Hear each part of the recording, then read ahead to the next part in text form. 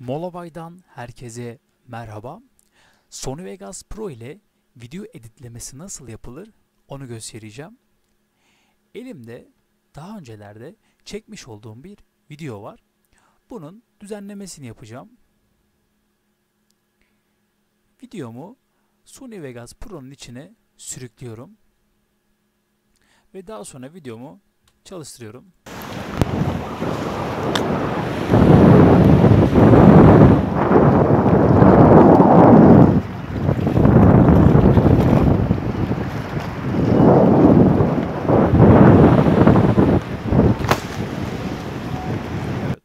Şimdi videomu ben çektim fakat videomda bazı istemediğim görüntüler mevcut. Mesela şu kısımda bir adam var. Onun orada olmasını ben istemiyorum. O yüzden o kısmı komple kaldıracağım.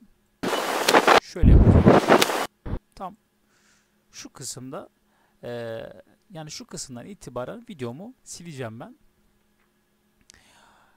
Bu işlemi de yapmak için sağ klik yapıyoruz. Buradan split diyoruz. Ya da bu kısmı şöyle getiriyoruz. Şöyle. Evet. Klavye üzerinden S tuşuna bir kere basıyoruz. Bastıktan sonra şöyle gördüğünüz gibi kesmiş oluyoruz biz. Şimdi ben bu kısmın videomda olmasını istemiyorum. Çünkü bu kısım sevmediğim, istemediğim bir görüntü var bu kısımda.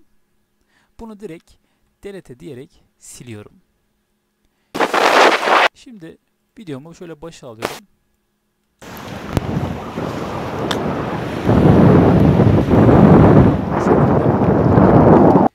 Şimdi aynı işlemi orta kısma da yapalım.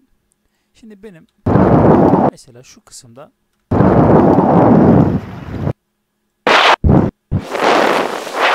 mesela burada benim istemediğim bir görüntü var diyelim. Şöyle yapalım. Ortalara gelelim. Şu şekilde. Benim mesela bu kısımda istemediğim bir görüntü var. Ya da ses var. Hiç sorun değil. Direkt aynı işlemi tekrarlıyoruz. S tuşuna bir kere basıyorum ve şöyle videomu ayırıyorum. Şimdi benim istemediğim görüntü ya da ses atıyorum şu kısımda diyelim. Şimdi bu kısma geliyorum. İlk önce istemediğim görüntüyü veya sesi buluyorum. Bulduktan sonra S tuşuna tekrar basıyorum. Şöyle S tuşuna bastım ve şöyle aldım. Şimdi bu ortadaki kısım benim istemediğim görüntü ya da ses kısmı. Bunu komple videomdan kaldırıyorum ve buraya da böyle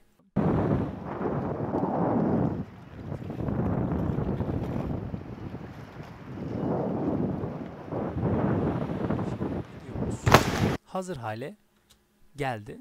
Bunu biz istersek yayınlayabiliriz. Evet, işlemimiz bu kadardı. Umarım videoyu beğenmişsinizdir. Kendinize iyi bakın. Hoşça kalın.